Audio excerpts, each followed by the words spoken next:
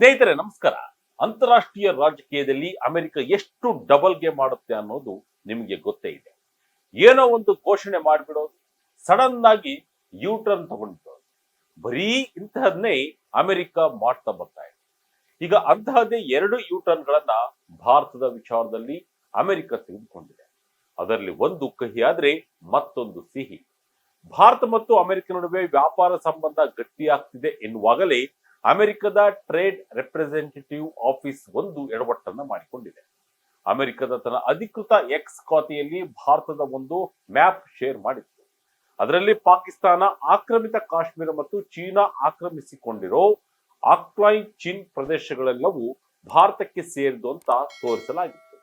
ಇದನ್ನ ನೋಡಿದ ತಕ್ಷಣ ವಾವ್, ಅಮೆರಿಕ ತನ್ನ ಹಳೆಯ ನಿಲುವು ಬದಲಿಸಿ ಭಾರತಕ್ಕೆ ಫುಲ್ ಸಪೋರ್ಟ್ ಕೊಡ್ತಿದೆ ಅಂತ ಜನ ಮಾತನಾಡಿಕೊಳ್ಳೋಕೆ ಶುರು ಮಾಡಿದೆ. ಆದರೆ ಟ್ವಿಸ್ಟ್ ಏನಂದ್ರೆ, ಯಾವ ವಿವರಣೆಯನ್ನೂ ನೀಡದೆ ಅಮೆರಿಕ ಈ ಮ್ಯಾಪ್ ಅನ್ನ ಈಗ ಸೈಲೆಂಟ್ ಆಗಿ ಡಿಲೀಟ್ ಮಾಡಿದೆ. ಈ ಮೂಲಕ ಬಿಗ್ ಯೂ ಟರ್ನ್ ಅನ್ನ ಅಮೆರಿಕ ತೆಗೆದುಕೊಂಡಿದೆ. ಇದರ ಜೊತೆಗೆಯೇ ಭಾರತ ಮತ್ತು ಅಮೆರಿಕ ನಡುವೆ ನಡೆದ ಮಧ್ಯಂತರ ವಾಣಿಜ್ಯ ಒಪ್ಪಂದದ ಬಗ್ಗೆಯೂ ದೊಡ್ಡ ಚರ್ಚೆ ನಡೀತಾ ಇದೆ.